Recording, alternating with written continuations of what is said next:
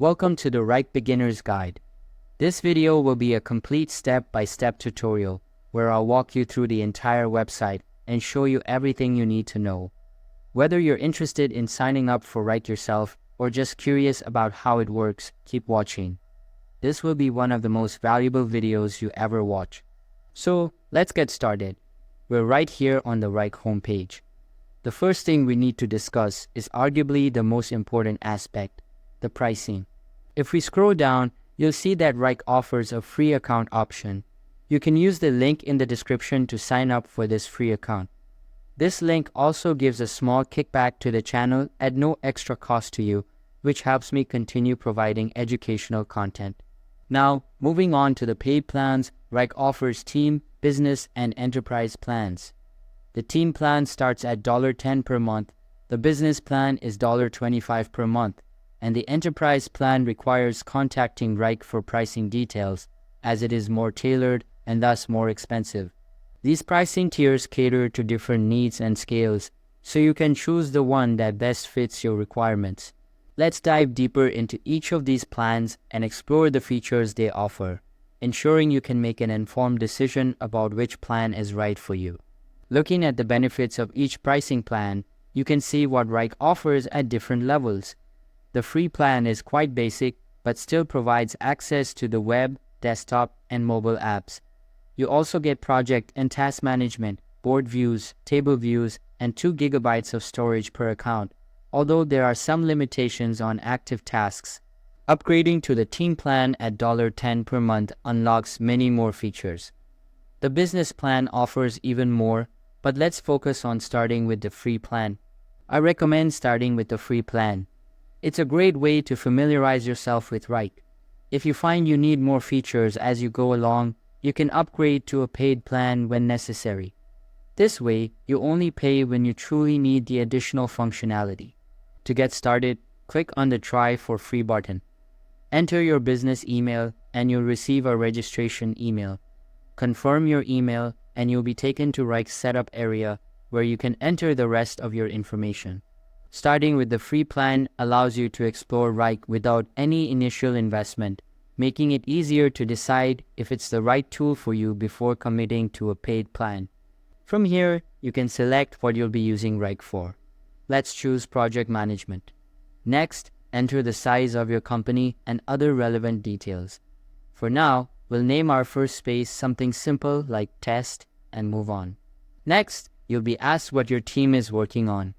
Let's call it new logo for this example. Once you've entered this information, you'll be taken into the Wrike software. In the main Wrike interface, you'll see a few options for viewing your projects at the top, including board, Gantt chart, analytics, and calendar. Each view offers a different perspective on your tasks and projects. Initially, the default board setup might feel too broad with categories like new, planned, in progress, review, and completed. To make it more relevant, let's customize these categories to better fit our needs. Imagine we own a design agency. We can rename these categories to reflect the stages of our client onboarding process. For example, let's change them to sketches, logo design, colors, reviews, and completed. This setup provides a clear overview of where each client is in the funnel, which is incredibly useful for business owners. Now, let's add a client to the board. For example, we can create a task for a client like Google. Within this task, you can add a lot of detailed information, such as files, descriptions, start dates, and assignees. This feature is particularly handy if you have team members handling different aspects of the project, as they can update this information as needed.